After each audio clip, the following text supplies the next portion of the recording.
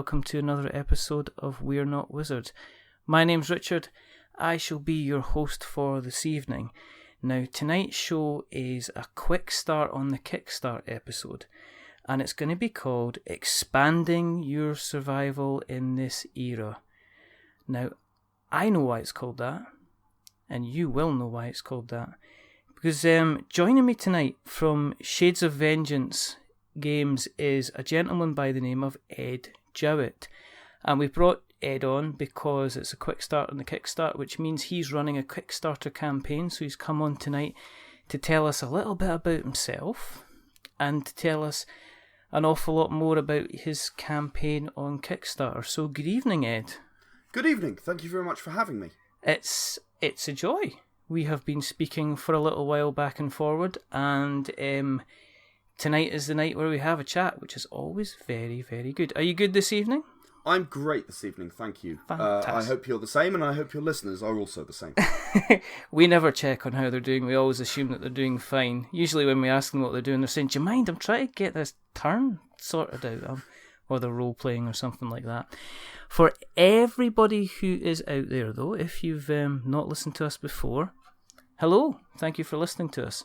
The reason that we do this is because we wholeheartedly believe, without a shadow of the doubt, that there are simply not enough podcasts out there about board games and tabletop.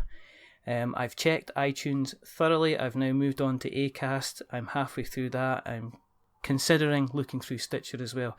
There's just us and a handful of others. And the second reason that we do this is because, well, as everybody knows, we are big fans of the UK Kickstarter scene, and every now and again we like to get an upstanding member of the community on. Unfortunately, an upstanding member of the community wasn't available, so we got Ed on instead. Yeah, no, I saw that one coming. I'm only joking. No, the rest of the show's going to be like that. It's not, I promise.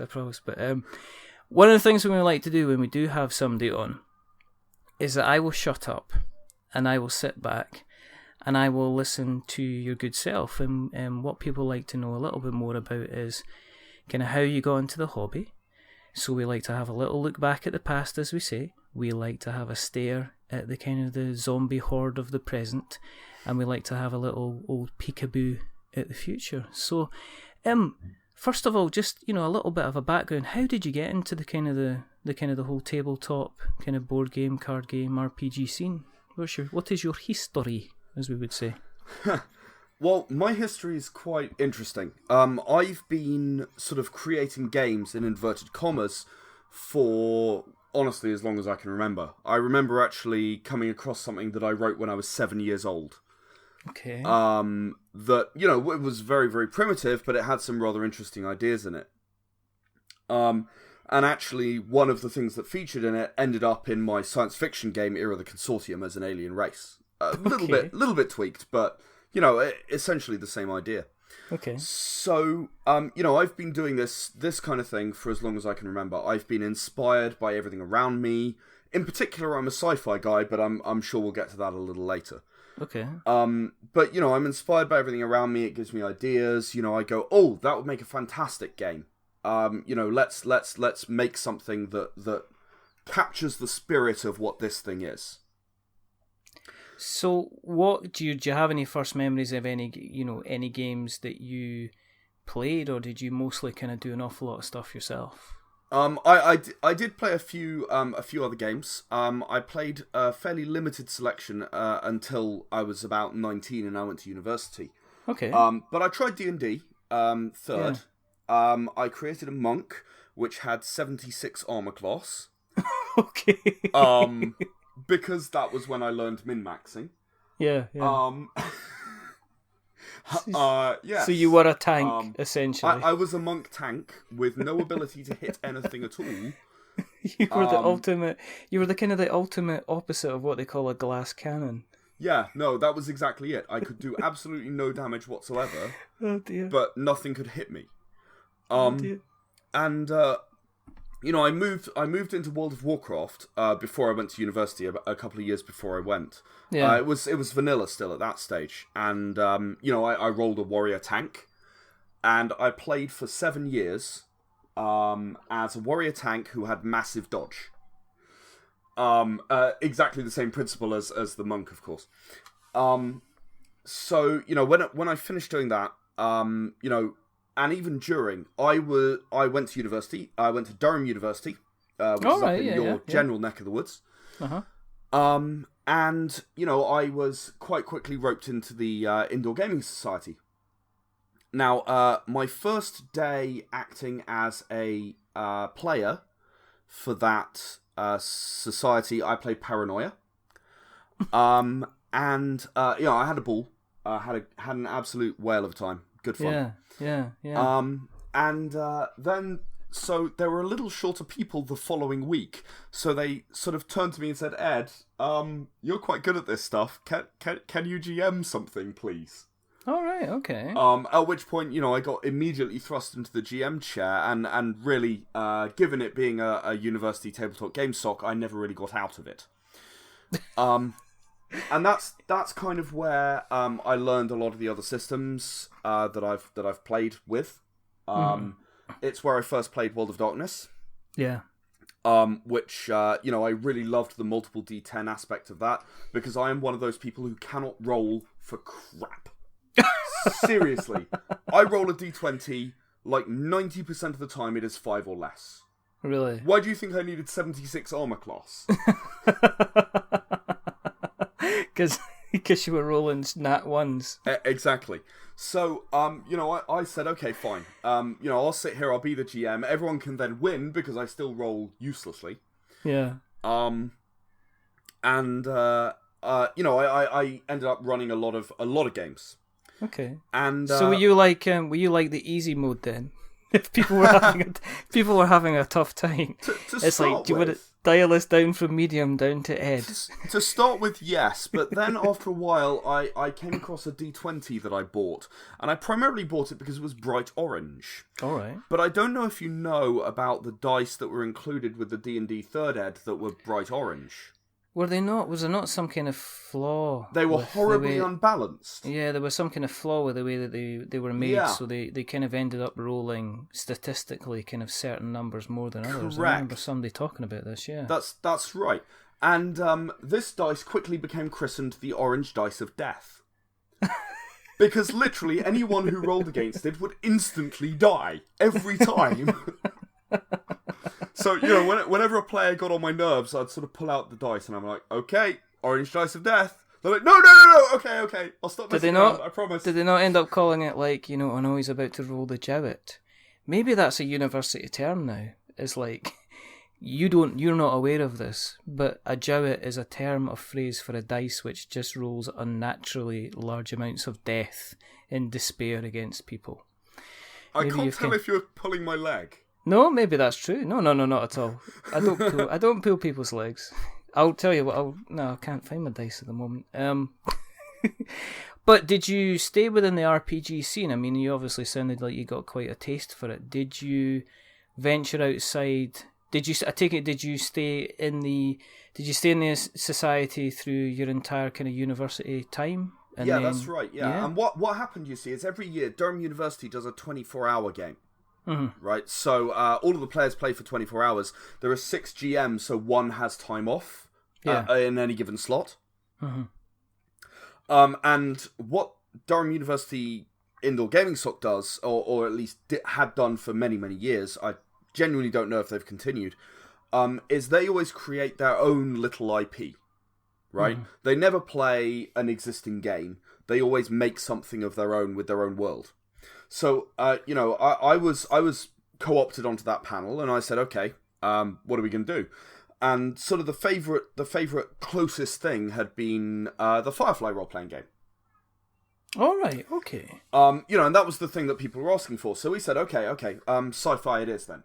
All right, and we came up with this idea of a system that, much like the one in Firefly, much like the one in Firefly, it had lots of technology at the center, and the further out you got, the less there was, and so on. Yeah. And we developed sort of the rudimentary idea. People said, "Oh, wait, we need to have aliens," which is the point at which I supplied the Elutians and the Zimians.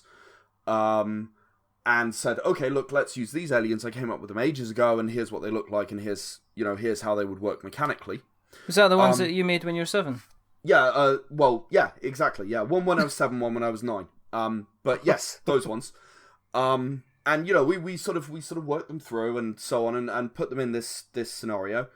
And then we said, okay, we came up with a really awesome 5-session campaign with all these interweaving bits for 5 groups to do bits and pieces, and the groups would meet up and sort of switch and so on and so forth, so the groups wouldn't be constant groups. And we went out there, and everyone absolutely loved it. We only had one person play an alien for some reason. Everyone wanted to play humans. Yeah. But we only had one person play an alien, but the entire event was a real success. Everyone had a fantastic time, and I kind of then moved on and sort of broadly forgot about it. And I went into the world of work. I had a software engineering degree, so I went to be a computer programmer. Okay.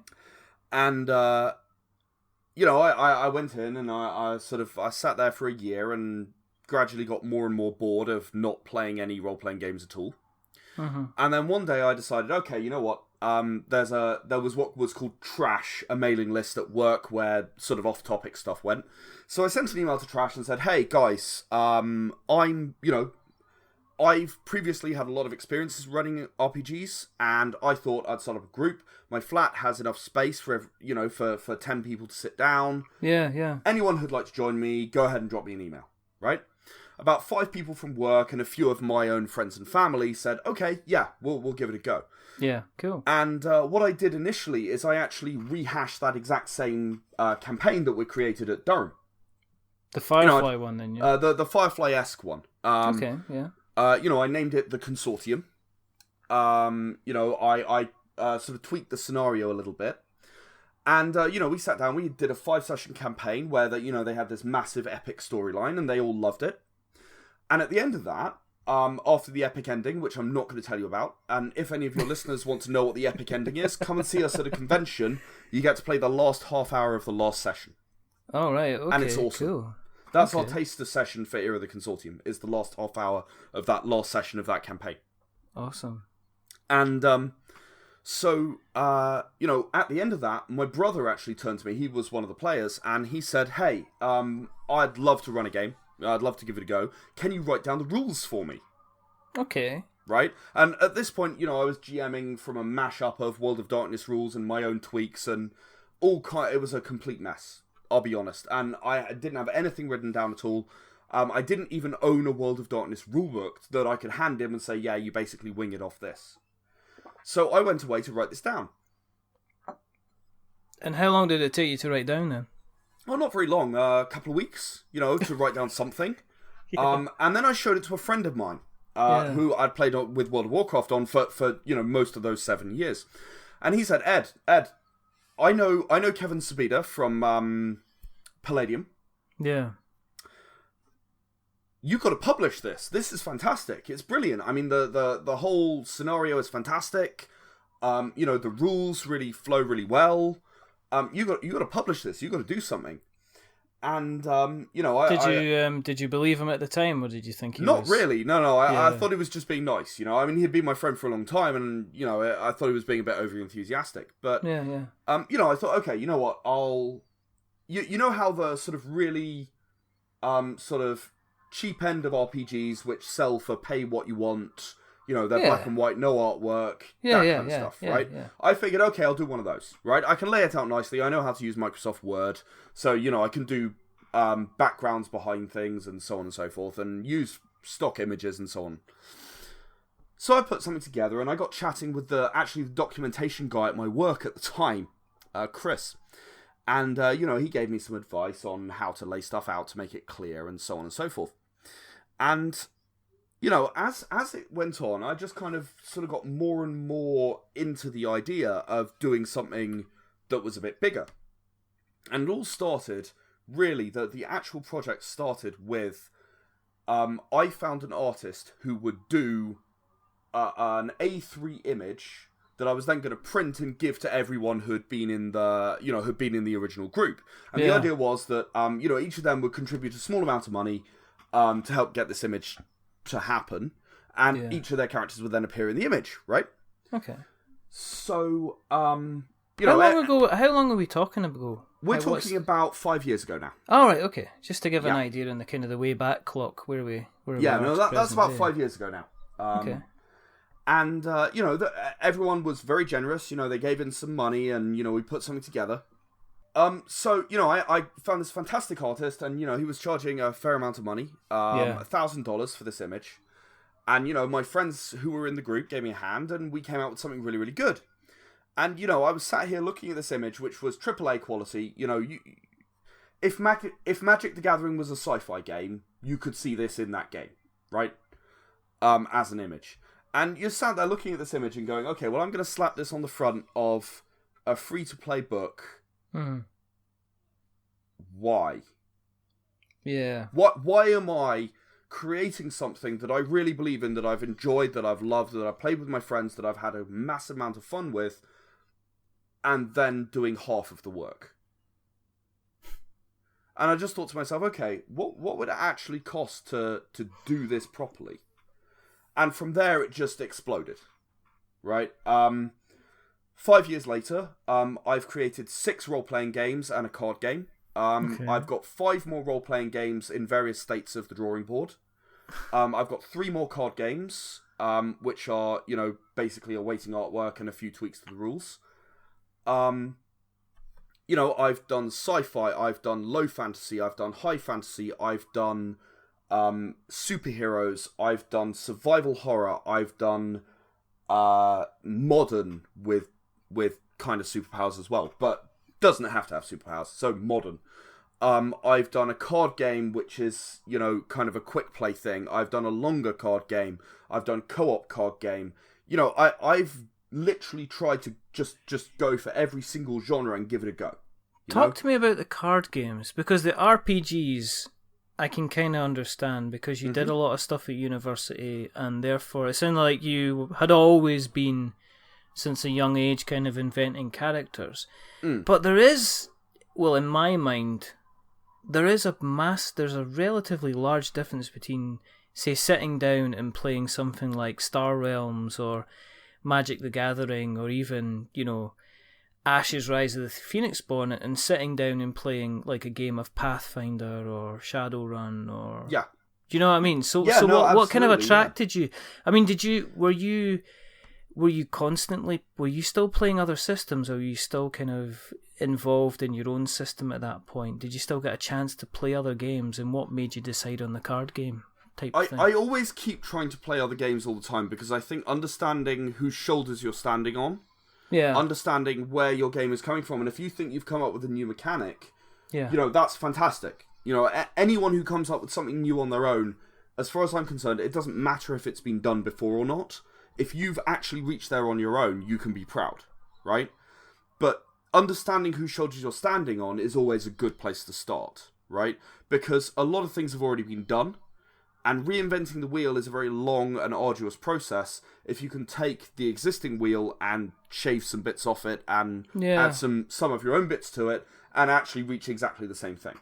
Yeah, do you think sometimes there's a big push for people to be so different from things that work that sometimes it kind of falls by the wayside, that it doesn't end up working, like it's change for change's sake? I think there are 2 schools of thought on that. And actually, almost exactly a year ago, I sat on a panel at UK Games Expo. And I watched an individual who will remain nameless say that there is no point in inventing your own rules. Just write modules for existing games. Did you clench your fists above or below the table? Actually, I did neither. I waited very patiently for my turn, and then explained why I believed this individual was wrong. Of course. The entire panel burst out laughing. It was a great moment, but I was very logical. I can definitely see that the people who want to remain sort of, they're 100% happy with D&D or Savage Worlds or Apocalypse World or a million other things, right? If you really are 100% happy with it and there is nothing at all that you want to change, make a module for that game. That is the right thing for you. For me, I've never quite found something I was 100% happy with. I found things I was 90% happy with or 80% happy with. But, when one mechanic breaks the game for me and makes it unplayable, and one of my favourite sci-fi games, role-playing games that I've ever played that is not one of mine, is Eclipse Phase. Absolutely love that game, love the setting, love everything about it, except for the hacking rules. Oh, right, okay. Because the hacking rules are just unspeakably painful. I cannot sit down and play through those hacking rules and take them seriously. Because they've, it feels like this integral part of the game, because it's such a cyberpunk kind of universe, has just been neglected in such a way as making it realistic. And this is what you were talking about. They've made it different for difference's sake, and it doesn't work, as far as I'm concerned. And again, everyone is 100% entitled to their own opinion. I'm 100% sure there are a million people out there who love the hacking rules of Eclipse Phase. Some of them may even be listening to this podcast, but I find them too difficult, too crunchy, too slow, and they delay the flow of gameplay. And while the rest of that system works broadly rather well, that broke it for me. Also the fact that min-maxing, and I've learned my lesson about min-maxing from the 76 armor class monk, but but not all of my current group have, And everyone also knows that Eclipse Phase character creation is inherently broken. Everyone knows that, and no one cares. You don't play the game because the character creation is perfect. Yeah. Are you of the view then that if there's sometimes emulating an actual action should be more streamlined than making the mechanics try and act on how you're kind of meant to be acting? Do you know what I mean? I understand. As in, if you're saying, look at it this way, a ladder example, okay? So, for instance, there's a way of saying climb a ladder and then asking the person to roll a dice every rung that they take up the ladder, or the alternative is to say you're going to be climbing a ladder and ask them to roll once, so they're just covering the entire ladder kind of thing, and thus stopping them from breaking the game due to, I guess, unnecessary additional mechanics. Right. So, I mean, again, that comes very much down to the individual group. So the way what I believe in, is that I believe that if you want to have climbing a ladder being a mechanic for every rung, you should probably be playing a computer game, because all you really care about is mechanical perfection. Right, okay. Right? Computers can do those rolls for you in no time flat. Neverwinter Nights was a brilliant example of where, again, if you played as a monk, you would just have an insane number of rolls appearing in no time flat, right? Yeah. And you could follow those across the screen and pause the game and find out what you'd done and so on and so forth. And that was great, right? Yeah. If that's what you want out of your game, if you are that kind of person, then fantastic. Have fun. Spend your time doing that. For me, that's not why I sit around and play a role-playing game. I play a role-playing game because a role-playing game offers you an opportunity to play games that you can't play on a computer. You have infinite choice. If you want to shoot the quest giver in the head with an arrow, rock on. You face the consequences, but there's nothing that stops you from doing whatever you like. Yeah. And that's why I play role-playing games, because I play a lot of computer games as well. I'm currently playing, just trying to do my third playthrough of XCOM 2. Oh, okay. Yeah. So, I believe in mechanics. I believe in good mechanics, and I believe XCOM has them. Yeah. Right? And they certainly have their place, but I would not want to sit there playing XCOM in role-playing game form where it was exactly the same thing. Right? Okay. Where you're just running around on a map, and you're shooting people, and, you roll a dice to see if you hit or miss, and then you roll a dice to see if you damage. And if that's the entirety of what you're doing in your role-playing game, in my opinion, you're missing the point of a role-playing game. So the card game, then.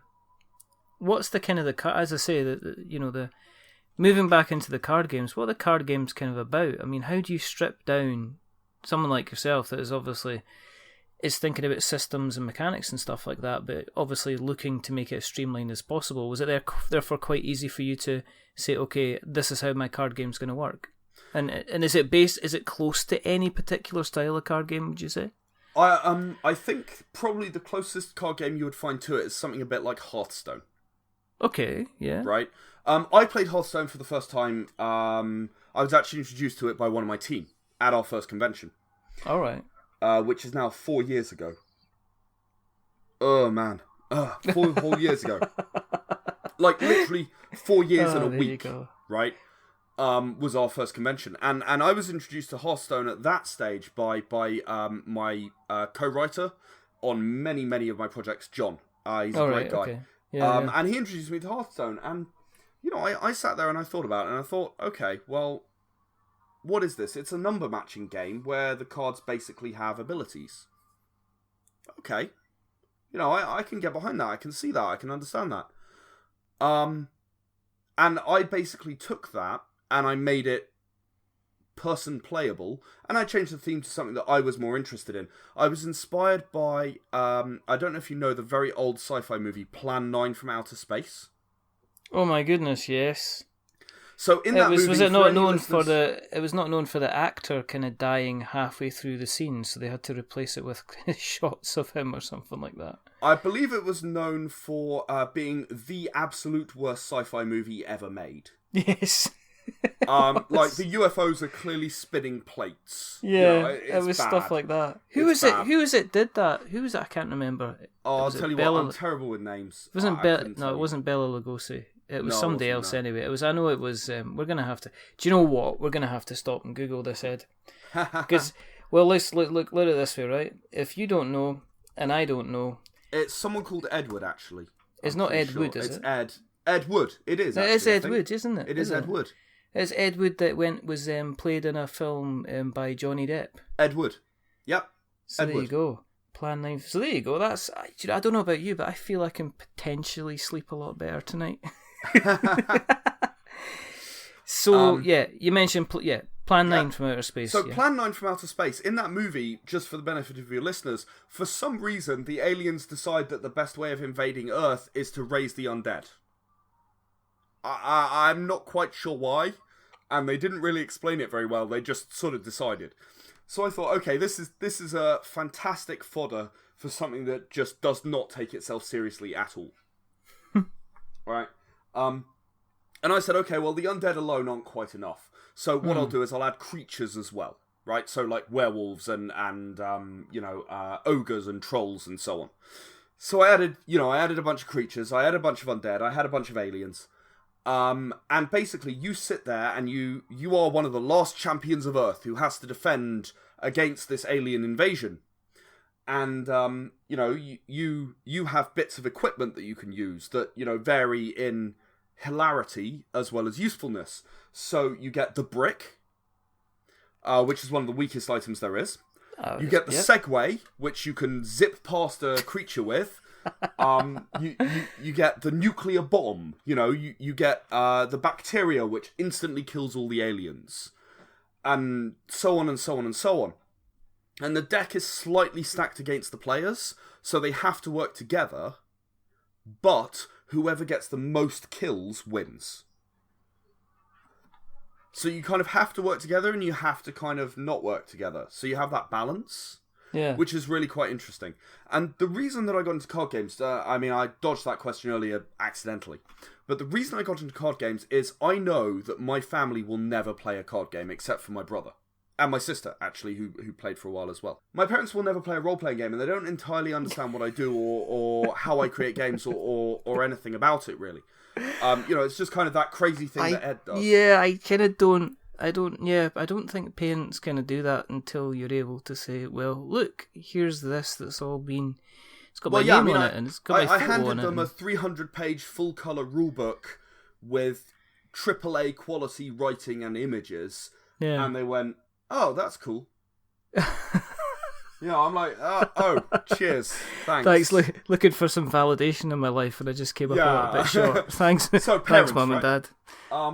So, I said to myself, okay, look, I can build a card game that my parents will play, that my family can sit down at Christmas and play all together. Everyone will enjoy it. My brother will get the opportunity to backstab a few people, because that's the thing that he likes in games. Okay. I basically built a game that my family would sit down and play. And have they played it? Yeah, they played it. We had a really good time last Christmas. It was actually still playing off the prototype then, so my parents haven't yet seen the final artwork and stuff. I've not seen them in a few weeks, and they haven't had the chance to see it. I should say, actually, the card game, the Kickstarter only ended about 3 or 4 weeks ago. Ah, right, okay, And well, that makes more I sense. was able right. to just fulfill it. Yeah. Before UK Games Expo, and then I took to UK Games Expo and launched it there. Oh, right, okay. So that was super excited. And everyone who turned up and played that game absolutely loved it. So the backers have the backers got their copies then? Yep. It was all fulfilled. I made sure it was all fulfilled. I can't. Okay. I know that some people do this, but in my opinion, again, you can call me opinionated if you like. I think it is wrong to give something to people who are not Kickstarter backers before you give it to the Kickstarter backers. Right? Yeah. I think that's disingenuous and the wrong way to treat people who believe in your project enough to pledge blind. Yeah. Oh, yeah, I say blind, semi-blind. No, yeah, I know what you planning, mean. No, they're the guys that have, Yeah, they're the guys that supported it and put in the yeah. money that made it happen. Yeah. And I would never, ever release a game that I said, that I said, okay, well, I'm not gonna give this to the Kickstarter guys yet. I'll just take it to a convention. I would never do that. So the game, how long ago did the game funded? A couple of weeks ago, did you say? And then you've already fulfilled it? It was not very long ago at all, and yes, I have already fulfilled it. In fact, if you give me one moment, I will actually get you the exact date it funded. Okay. It is here. And I funded it April the 16th, I funded it. Which is, okay, that's now 6 weeks ago. I'd fulfilled it by May the 12th. That's pretty good going. That's really good going. Yeah, I mean, all props to the artist, Sophia. She's worked with me on every single project I've ever done. Yeah. In one capacity or another. She hasn't worked with me on Era Survival in a final art capacity, but she did a lot of the concept stuff. But she did stuff on Era the Consortium, stuff on Era Liars, my low fantasy game. She did everything for Era Silence, my high fantasy game. She's worked on absolutely everything I've done, and she did every single card design that I came up with. She painted it without question in no time flat. It was a joy to work with her. And I'm looking forward to working on the next card game with her, which I've got to either do before or after the first expansion to Champion of Earth. I've already got people bashing my door down asking for a Champion of Earth expansion. Asking for a copy of it. Asking to when it's getting released and Kickstarter. When's the next expansion? When's it coming? It's fantastic. Good. I want the next one. Where is it? I guess that's the thing if you run a successful card game, because if you are running an RPG and then you're releasing the rules, I guess people are less likely to say, I want a change to the rules here, because it's like, well, okay, well, just make some changes then yourself. That's completely fine. Whereas obviously card games where you've got a finite kind of, text, rules, values and stuff like that, I guess once people feel they've played enough, or even if they just want some more, the only way they're going to get that is by, I guess, grabbing your shirt tails and asking you to release some more stuff, which is a good position to be in, because it's nice to be wanted. It's worse than that. It could be worse than them saying, well, I never want to play this game, kind of thing, which is good. No, that's a good kind of success. Let's move on to the dish of the day, which is the current Kickstarter. Yes. Tell the good people out there what Era Survival is all about, please, because it is currently going through the Kickstarter. It is currently Monday. It is currently Monday. It is 96% funded, and it ends on Sunday. So time is short. However, Era Survival, yes, is a game where, using my Era D10 rule set, which has been, not only is it really easy for people to pick up, but I play with two computer scientists, a mathematician, another mathematician, and a trained actuary, right? And none of them have yet cracked this system. So if you're worried that your group is going to go away and crack this system in 5 minutes, I'd be interested to know how you do it. Okay. Right? So it plays on this rule set, which is the same rule set across all of my games. The rules are somewhat modular for the various genres. So if you wanted to move something like science fiction implants over from Era the Consortium into Era Survival, you could actually do that very easily. Alright, okay. It's designed that way. But Era Survival is a game where humanity is a dying species. Okay? 100 years ago, something happened. No one really knows, but a parasite was released into the atmosphere. They don't really know if it was a biological weapon that was set off deliberately, or, maybe it was set off accidentally, or maybe something evolved in the atmosphere. But the long and short of it is that it infected everyone with warm blood, everything with warm blood. So birds, whales, obviously all mammals, humans, everyone is infected. Alright. The only way that humans survive is by taking what's called injection once every day.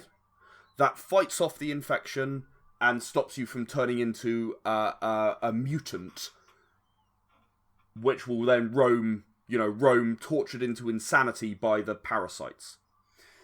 So the idea is that you enter into this world where there are fast zombies, in inverted commas, which are the mutants. They are creatures which are still alive, which are infected. They gain mutations of various shapes and sizes, from, big legs or big arms or bone armor that grows outside the skin, to, being able to actually spew parasites into the atmosphere in their general area. So, they mutate. Then, even if you kill them, unless you destroy the brain, they will get up and keep walking. They'll become shamblers. That's pretty right? Cool. So, kind of the two classic tropes of zombies are both in this game. But that's not where it ends. Humanity, in general, most people have a very good idea about how people should live. Okay. And it's no different in Era Survival. There are no fewer than 13 different factions, each of whom have a really good idea about humanity should survive the post-apocalypse. And each of whom have a very different idea about how humanity should survive the post-apocalypse. So you're standing in the middle. Yeah. And each one of these factions is either wooing you, or trying to kill you because you're standing against them, or they're trying to kill other factions and you could easily be in the middle of this firefight. And then on top of that, you have the daily threat of infection, wandering, mutants and shamblers wandering around. You have your daily need for injection, otherwise you turn into one. You have a scarcity of food, ammo, weapons. Everything's falling apart. No one's built anything for 100 years. There aren't guns that are not falling apart. Alright, okay. You can't get a sledgehammer without something that's going to fall apart. So you're running around with whatever you have, whatever you've been able to scrounge, trying to survive in this world. And all of this stuff's going on around you, and you are shell-shocked every minute. There's something that's attacking you that's huge, 50 feet tall, infected, that's mutated, and it's sort of stomping towards you. What are you doing? I mean, you're running away, but you're not going to get away from that. How do you escape? How do you survive? And that's really what this game is about. Will you actually be able to survive and continue and, also make your own story? Because, as with any role-playing game, this is your story. Are you and your party going to survive this incredibly dangerous world? So have you put together scenarios for people to kind of play through, kind of prefabricated scenarios they can play, or do you do you give people the rule set and then just let them kind of go ahead and essentially forge their kind of own adventures? So it really depends. There's no one answer to that question, so you're going to have to forgive me for answering it twice. Mm-hmm. We have what's called a rulebook primer. That contains all of the rules. It contains a limited set of equipment and most of the character creation options. But it's very, very limited in terms of what it gives you. That relies on the GM to come up with everything, right? They get a one-page introduction. It's really kind of intended as a player's guide. And it works very well for that purpose because it has all of the equipment you can have as a starting character in it. Okay. But that's kind of that's not really the main game. It's really kind of a taster for someone who wants to try it out. The core rulebook contains information about all the factions, information about all the areas that you might encounter. It contains information about what it's like to live in this world in the form of short stories set, focused on individual characters. It also contains a large number of prefab sessions, as you say. Yeah. And then on top of that, so in this Kickstarter, what we're doing is we've already released that core rulebook. We did it about a year ago, and it was a very successful Kickstarter. We were very happy with the results. So what we did is we said, look, we think we can improve on this. We can make more. So this Kickstarter is actually for expansions to that main rulebook. And the main rulebook's on offer. There's also a definitive edition of the main rulebook, which includes more information than was in the rulebook. So I've expanded it to include new locations, added stuff to the bestiary. I've added extra scenarios. I've added extra characters. I've added extra character creation options, and so on and so on and so on. It's kind of a deluxe collector's edition, because we have a lot of people who really love this game. Really love this game. And I wanted to give them the opportunity to have sort of a very limited print run of something that's a little more in-depth. If they really want to know more about what Era Survival is and what it involves, this is the book for you. So, how long would a session take? How long would a full scenario take us? I mean, is it 10 hours? Is it 20 my pre-made hours? ones. My pre-made ones. Yeah. So I try and aim at about 4 hours. I think that's roughly the average. Yeah. But any experienced GM would be able to spin that out for longer without too much trouble. No, I mean that's a really decent kind of size. I mean, it lets you do it in an evening if you want to, or you can spin it out to do 2 sessions in a day if you want to do 8 hours, right? Yeah. Because I often meet up with my friends on a weekend day, and we actually play Era games a lot. Era the Consortium, Era Survival. We're about to kick off an Era the Empowered, my superhero game. We're also going to do an Era the Chosen, which is my brand new playtesting game at the moment. That's going to be hopefully going to be the next one I release. So do you have these genres? I mean, you said you've already mentioned that you've got 5 other things kind of in the fire. So is there a definitive list? I mean, are you at the moment? I mean, going back very quickly to Era Survival. I mean, how much is the campaign? How much is the book going to cost them? How much did they need to jump on board the survival train? Okay, so to jump on board the survival train, if you already own Era Survival, which I assume most people don't, you only need £10 to get all of the expansions that we unlock. And as we make stretch goals, we'll unlock extra expansions, right? Right. Okay. So 3 is the absolute minimum, and you're getting 3 books for £10. If you want to have the digital rulebook, you can get the digital rulebook and all of the expansions for £25. If you want the physical rulebook, you can get that for £45 and get all of the expansions in digital. All right. So okay. The expansions are basically worth £10. Yeah. Right. And the physical rulebook in paperback plus karma cards, which are part of the game. So you have good karma and bad karma. And actually, I'll let your listeners go away and read the Kickstarter about that, and if you have any questions, drop me a comment or a question. Yeah. But karma's a really interesting part of this system for Era Survival specifically. So you actually get the core rulebook and the cards at a knockdown price, plus you get all of the expansions that we unlock for just £45. And then if you want the definitive edition rulebook that I mentioned, you also get a deluxe set of the expansions that we unlock in hardcover. Yeah, okay. And that's for £180, which is the collector's edition. Yeah. But that's, I take it that's high quality. That's everything that you can high quality print. And all of the expansions that we unlock also in hardback for free. Nothing extra that you pay for that. Plus the karma cards that I mentioned in a tin box. A nice little tin box for Era Survival. Do you ever go down there, or have you ever considered the accessories route? I mean, would you ever consider getting... Because one of the things that you see, and one of the things that seems to be a really big kind of side industry, especially for D&D, is that, the dice.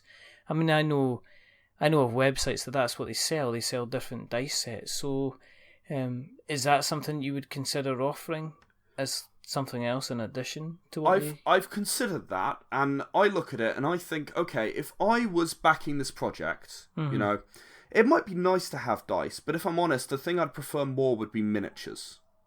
Yeah.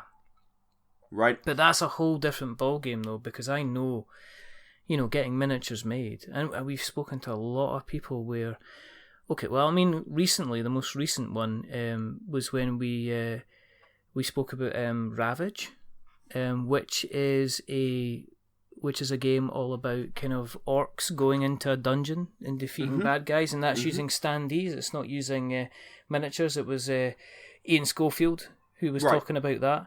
And it came down to the fact that, well, I am offering a game here, and it's currently still going on Kickstarter. I'm offering a game here that I would like to go down minis, but going down minis would add an extra ridiculous amount of money to not only to the funding goal, but to the kind of the price as well.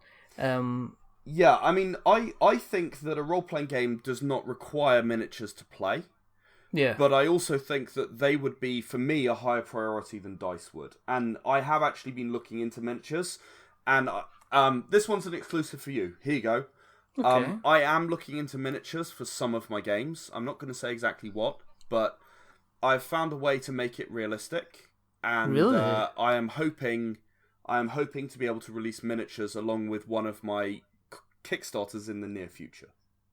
That's fantastic, because that is because one of the things I see at Dwarf at the club is that they are playing along, and everybody has their little character kind of sitting there. So and usually what they do is they take them from whatever miniatures they've currently got. Right. But I guess if you've got them purposed for that game, I mean, then that would make a big difference. You know, what's the same as looking at the unique alien species from Era of the Consortium, say the Ulutians or the Zimians. Yeah.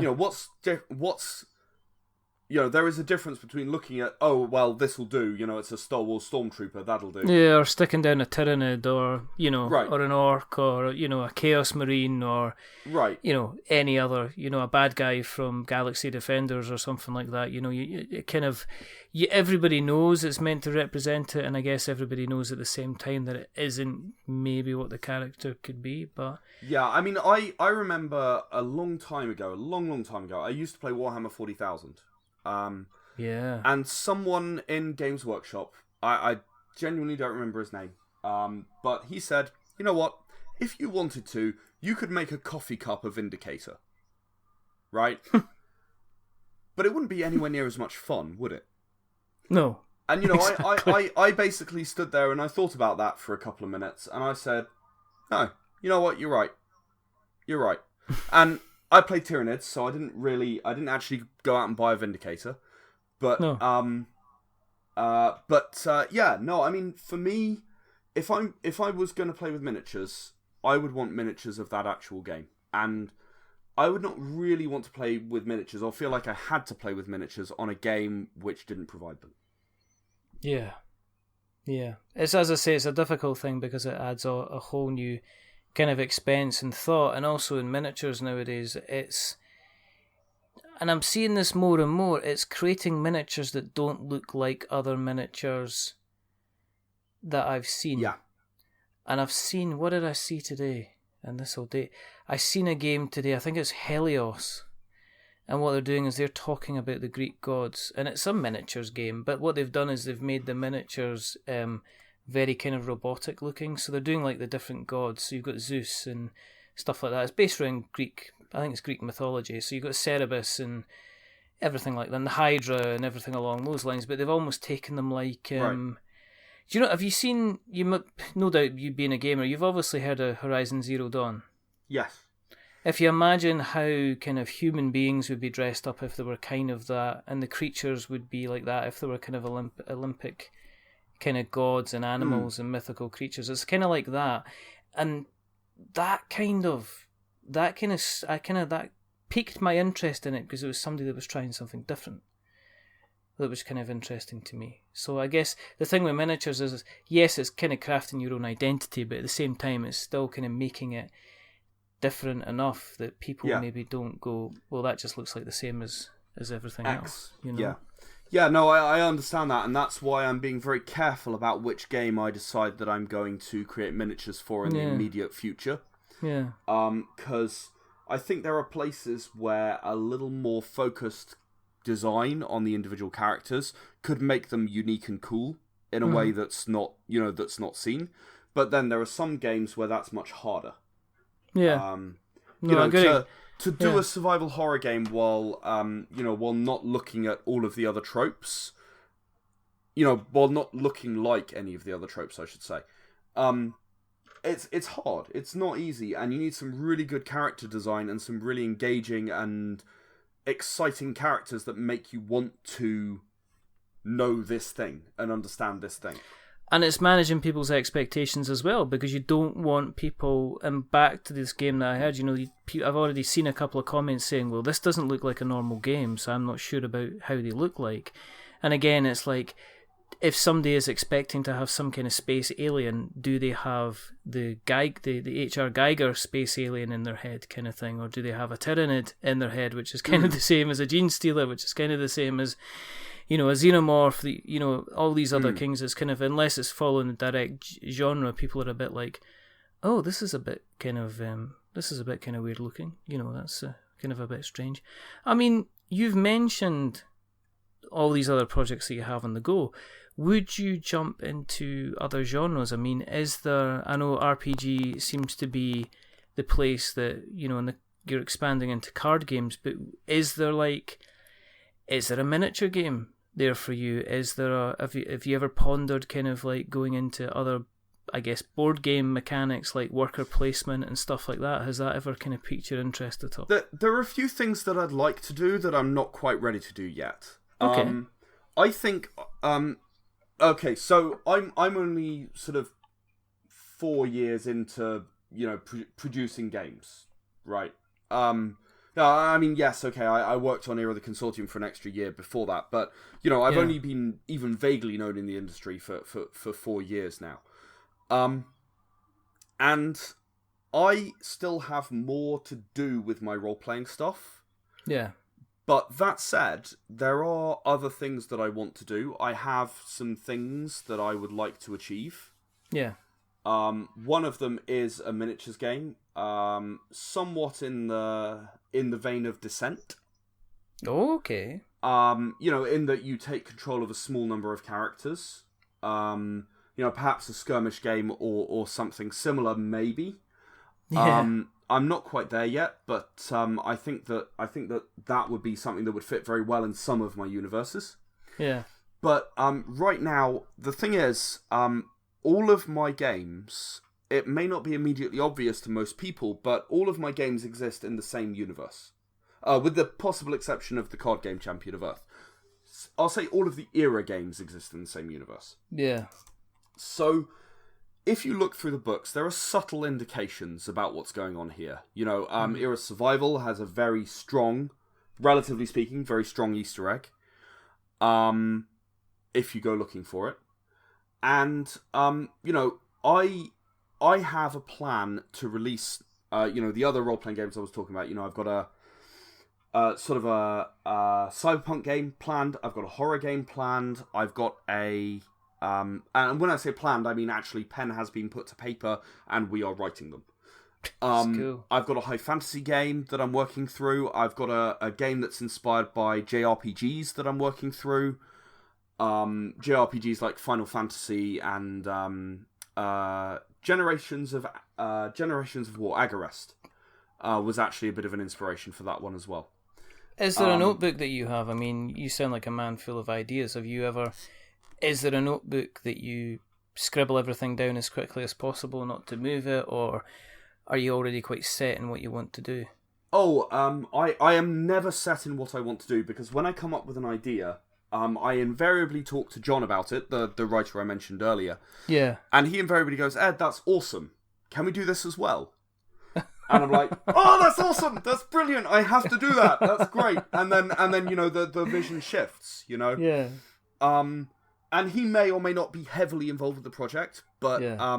He'll always contribute something to it. Okay. And And it's great to have someone to bounce that off. I mean, if anyone out there is thinking of creating games, always have someone who sees things slightly different to you working with you as some level of partner. Yeah, no, I know that. That's a massive piece of advice from me. Yeah, no, I've definitely seen that happen. I've seen that happen quite a few times now with the same people. Say it's all very well having somebody that likes what you like, but also have somebody that Hates kind of likes also stuff that you don't like, kind of thing, just so they can give an alternative kind of viewpoint on it. Exactly. I mean, are you doing this? Are you doing this full time? I take it. Are you still working away? No, I still work a full-time job. Whoa. Yeah, I work a 40-hour-a-week full-time job. I'm a project manager. Okay, right. Don't worry, I'm one of the good kind. I'm one of the kind that lets you get on with your work. I didn't realise there probably is evil project managers. Oh, there are evil project managers, believe me. Definitely. I'm sure there's. I'm sure a couple of them crop up in Temp Worker Assassins. They kind of that card. I ran into that one at UK Games Expo, and it is amazing. Did you play it? I did play it, and it is amazing. Did you get it? I did not get it. I was there to work, and I didn't actually have any money with me. Oh right, okay. Because I knew that I would be kidding the candy shop if I did. Yeah, I mean, I was like, well, we've all seen. I think we've seen the kind of the Kickstarter group saying the kind of the pre-expo sale, and people kind of clearing out 70 kind of plus board games before they go to the expo. And I'm pretty sure there's going to be a post-expo sale of people that have decided that they now cannot pay their gas, their electricity, their food bill, their MOT for their car because they happen to pick up some games. If you, I mean, Temp Worker is, and this is obviously other online stores are available, but when Dave Newton was on, because we've had Dave on, who wrote the game and designed the game, he did have copies available on the biggest river in South America. Obviously, other big rivers are available. Fair enough. if you know that nudge, nudge, wink, wink kind of thing, yes. Which is always I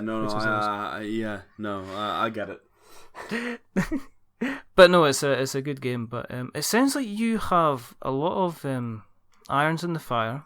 You're very, very passionate about what you do, and I take it the next goal is to see how it's the worst case scenario about being a creative person and then having to pay the bills at the same time, because you always end up having to do some kind of job in order to keep a kind of a roof over your head until you're able to kind of do it on a full-time basis. I take it, is that the kind of the dream going forward, is to get to your point where you're basically doing this full-time? Yeah, I mean, I would love to do that. I've got a long way to go yet.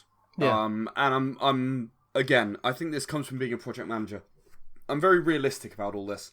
Yeah. And I mean, the first thing that anyone ever asks me when I go to a job interview, as I'm sure you can imagine, Shades of Vengeance is on my CV.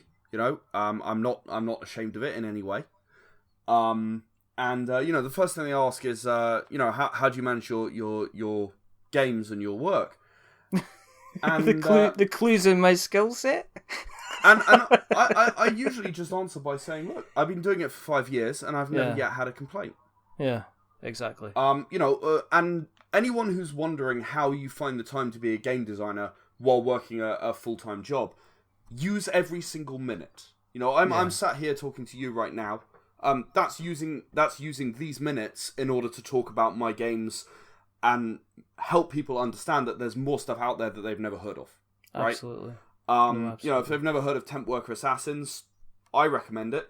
I don't recommend it as much as my games because that would be silly, but I do recommend it. It's good fun. They're in different spaces, so it's always worthwhile. Indeed. It's always worthwhile having a quick...